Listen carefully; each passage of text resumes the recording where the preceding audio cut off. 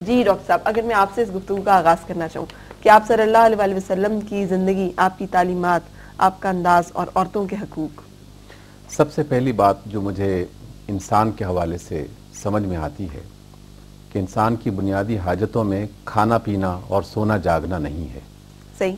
یہ حیوانات کی بھی حاجتیں ہیں، لیکن انسان کی جو سب سے بڑی حاجت اور ضرورت ہے وہ اس کا احترام ہے، اس کی عزت ہے، کسی کے ساتھ آپ کس طرح رویہ اختیار کرتے ہیں، کس طرح پیش آتے ہیں۔ اس حوالے سے آقا نامدار علیہ الصلاۃ والسلام نے جو خوبصورت پیغام نہ صرف دیا بلکہ زندگی کا ایک ایک لمحہ اسی میں گزارا۔ آپ کو یہ فرمان نہ صرف جلی حروف سے لکھنا چاہیے بلکہ ہمیں اپنی زندگی کا حصہ بنا لینا چاہیے۔ فرماتے ہیں کہ ما اکرم النساء الا کریم وما اہانہن الا لئیم، کہ جو عورتوں کی عزت کرتا ہے در حقیقت وہ خود عزت دار ہوتا ہے، اور عزت دار ہی عورتوں کی عزت کرتے ہیں۔ صحیح۔ اور جو عورتوں کی اہانت کرتے ہیں، ان کی بے عزتی کرتے ہیں، ان کو کمتر سمجھتے ہیں، در حقیقت وہ خود گھٹیا ہیں۔ یہ لفظ میں نے جب لئیم کا پڑھا رسول اللہ صلی اللہ علیہ وسلم کے حوالے سے، تو پوری حیات طیبہ اس بات سے خالی ہے کہ آپ علیہ السلام نے کبھی کسی فرد کے لیے ایسا سخت لفظ بولا ہو۔ صحیح۔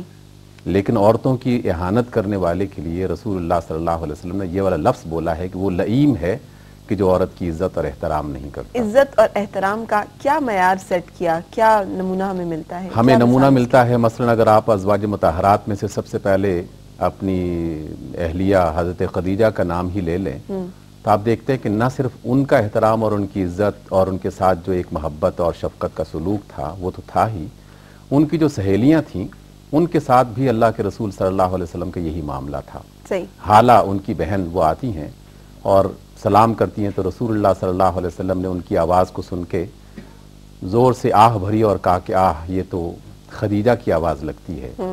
تو کچھ ازواج مطہرات موجود تھی، ان میں سے کسی نے کہا کہ ابھی تک آپ ان کو یاد کرتے ہیں؟